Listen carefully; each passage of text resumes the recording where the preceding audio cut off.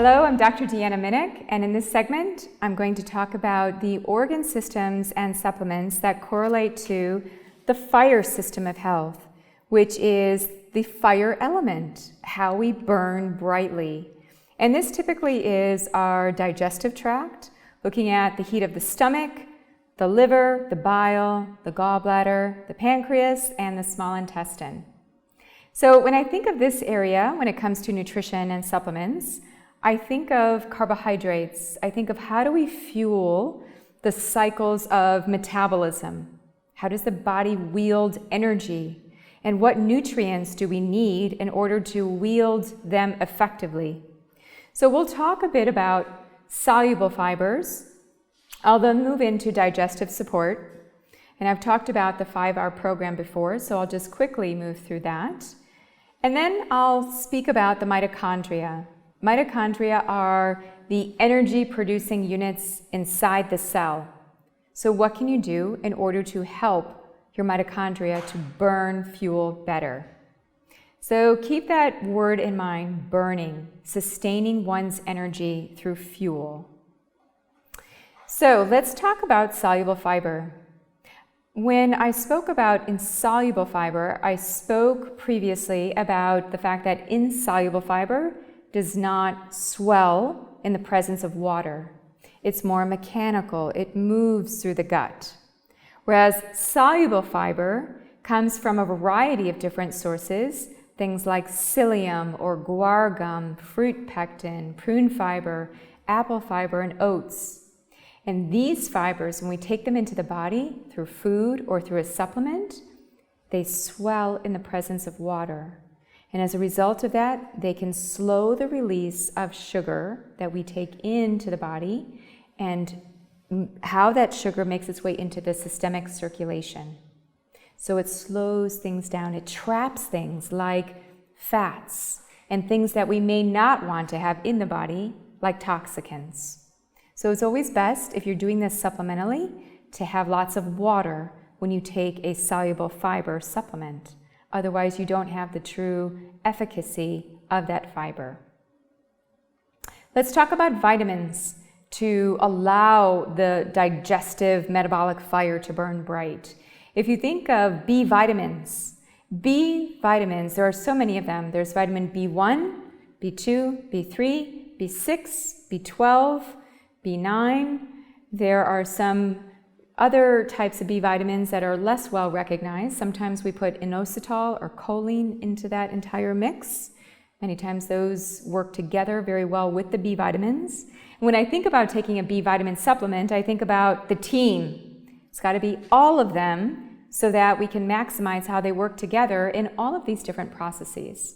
So they have a role in metabolic pathways and detoxification and how we harness energy. And also in methylation. I've talked about methylation before, and I'll talk about it again when I talk about cardiovascular health. It's really and truly, the B vitamins are such an important piece of so many different reactions throughout the body. They're water soluble, and so when we take them in, they can easily be excreted into the urine or the sweat if we're not consistently taking them in and replenishing. There are certain medications that deplete B vitamins in our body, things like proton pump inhibitors or things like oral contraceptives. So keep in mind that if you buy a B vitamin complex, that oftentimes you can just get this as part of a multivitamin. That would be sufficient. But in certain conditions, such as taking medications or having certain methylation inefficiencies, there may be the need for even more in the way of B vitamins. So, for example, you probably remember this from your biochemistry classes, things like the citric acid cycle, which allows us to use energy. We take in pyruvate from glucose and we're moving that through the cycle. And it just quickly, if you look at this schematic, what you see is that B vitamins are used in several places. You can see how B1, B2, B3, B5, B7, there are a number of different B vitamins that are required to get ATP or energy. So if we're even missing one B vitamin, you can imagine that this process is halted or very inefficient. Same thing here with the process of methylation, which is used throughout the body for so many different things. We see the folate cycle, methionine cycle, folate, vitamin B9, and in supplemental form, this is called folic acid. And what you can see here at a very high level is all those little circles with the B vitamins inside. You can see how if you're missing any of those B vitamins, that this pivotal process of methylation would be stunted or very inefficient. So what I did for you here was made a quick chart of some of the more prevalent B vitamins and what are the symptoms of deficiency, because many times they manifest through our body, through neurological health, through skin, through eyes, through changes in behavior or cognition. And then what are the risk factors for deficiencies? Many times we deplete our body's metabolic fuel because we're taking in too much alcohol, or maybe we have different genes that don't allow us to effectively harness a lot of pathways in order to get energy. So we need more in the way of B vitamins. So let's focus a little bit on minerals. This is also really important for getting energy. Chromium is an important mineral that can help with insulin sensitivity. So for so many people, the insulin resistance is a huge issue. And further on from insulin resistance, you have type 2 diabetes. Chromium can help the cell to be more sensitive to the signal of insulin. And when insulin taps into the cell, it receives glucose. So then it can go through those pathways. But first it has to be received by insulin. So chromium can be very effective. There are many different types of chromium and different doses depending on if somebody is chromium insufficient or not. The usual dose range is something on the order of 200 to 1,000 micrograms per day, but again, that depends on whether or not somebody is actually deficient. Note that chromium, high doses, should be taken away from iron and away from zinc because those different minerals compete with one another.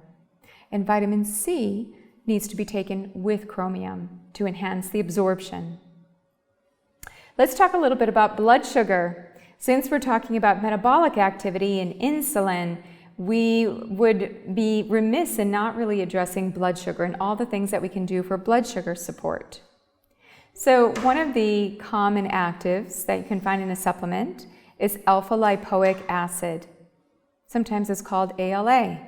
Alpha-lipoic acid is a cofactor for a number of different mitochondrial enzymes. Here's where we start to talk about the mitochondria, which is the little powerhouse of the cell.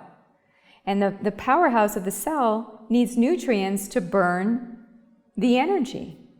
And so what I like about alpha-lipoic acid is that it helps to regenerate antioxidants such as glutathione, which is very essential for so many different body functions. It can also chelate copper. It can help chelate certain heavy metals. And for those who may have lower amounts, usually there's a dose of 200 to 600 milligrams per day that's recommended. Let's briefly talk about digestive support. Since we are in the pit of rotting and ripening within the body, the digestive tract, we need to just look at this at a very high level. And I've already addressed this before in talking about the 5R program. So let me just bring that back as a way of reminding you of the 5 different steps to help with gut function. First and foremost, to remove any kind of offenders, to replace with enzymes and acid, to re-inoculate with the proper probiotics, to regenerate and repair with glutamine and even medium-chain triglycerides to help with the energy of the enterocytes, and then to rebalance, to relax the gut. So here are some ideas for you on different supplemental products that you can bring in. Things like digestive support. Some of my favorite products to use enzymes, digestive enzymes like amylase to break down starch, or lipases to break down fat, or even proteases to break down protein. You can also bring in many other enzymes like cellulases to break down fibers. It's really fascinating to see the complex array of different enzymes that you can bring into a supplement and how that can dramatically help somebody to really transform their food. You can help to support the stomach with stomach acid, as well as quell any kind of inflammation in the stomach with ginger or turmeric.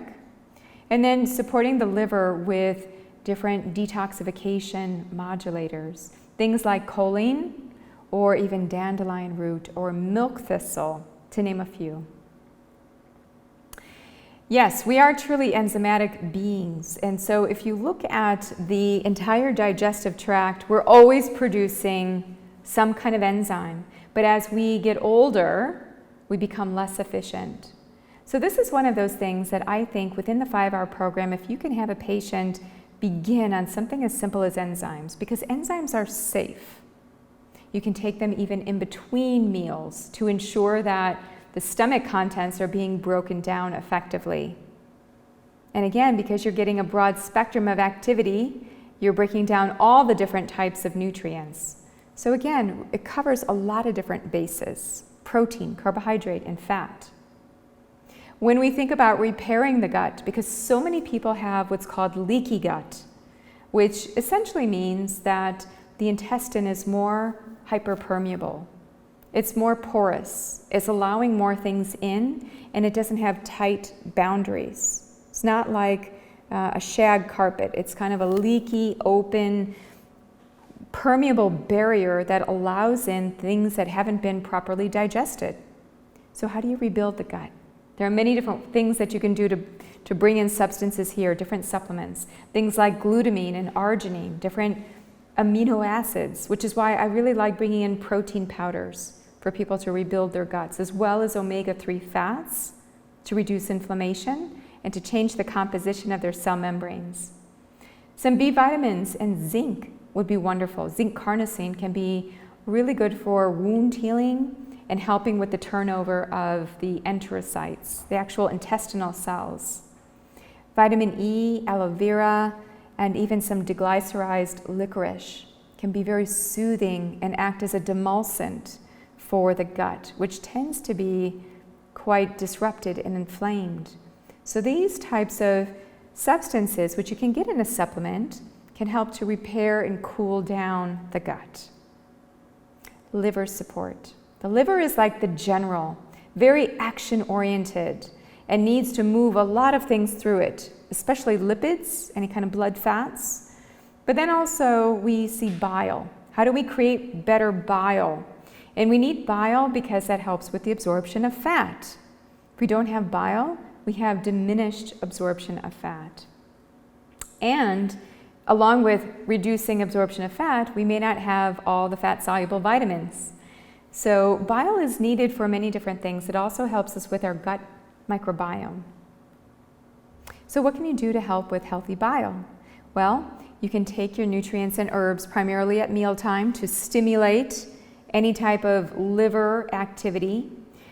Taking a variety of different herbs can help with healthy bile flow and even stimulate the gallbladder. So there are a number of different ones that are used in botanical medicine. Things like I have listed here, which are nutrients and nutritional and also herbal. So vitamin C, B6, taurine, methionine, even choline, inositol, as well as things like artichoke leaf, can all be really helpful for establishing good, healthy, yellow bile that's being released into the gut. And then metabolism. This is where so many people, I would say, people are very concerned about their metabolism. We know that muscle function tends to really be dysfunctional and reduced in its activity as we get older, and that correlates to metabolic rate. So how do we support our metabolism? We can do a number of different things nutritionally. We can focus on our mitochondria by helping with energy production, having these B vitamins, but then also reducing oxidative stress. Because the oxidative stress, having too much metabolism, where we take in too much, can really offset our sense of really having the mitochondria be clean and able to burn energy. So having different nutrients, different types of fats, medium chain triglycerides, coenzyme Q10, looking at L-carnitine, which helps in the burning of fats as it relates to beta oxidation can all be helpful for the mitochondria. So let me leave you with a general protocol for energy dysregulation. In other words, when the mitochondria is not working well, when people are putting on weight and they'd rather be losing weight, and maybe they have markers of metabolic syndrome risk, which is an issue and leads to a number of other things. So first and foremost, I think it's important to look at the removal of certain things and foods within the diet that could be upregulating inflammation and causing leaky gut. And then following an eating plan where we have more color, more whole foods, more nutrient-dense cofactors, as well as some of the energetic actives that I spoke of.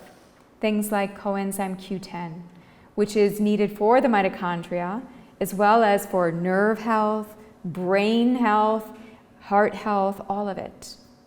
L-carnitine for beta oxidation of fats, resveratrol, which can lead to better resilience of the mitochondria, and different phytonutrients. When I think of the fire system, I think of yellow, and yellow phytonutrients like lutein or even zeaxanthin. These are typically yellow, and they're very protective in the body as well. So I'm going to stop here. I'd like to thank you for listening in to the fire system.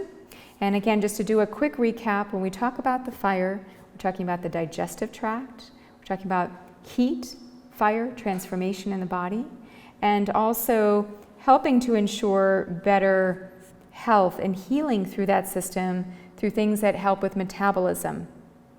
And having those cofactors, the B vitamins, having healthy carbohydrates like soluble fibers, having cofactors for the mitochondria to enable us to burn bright. Thank you so much.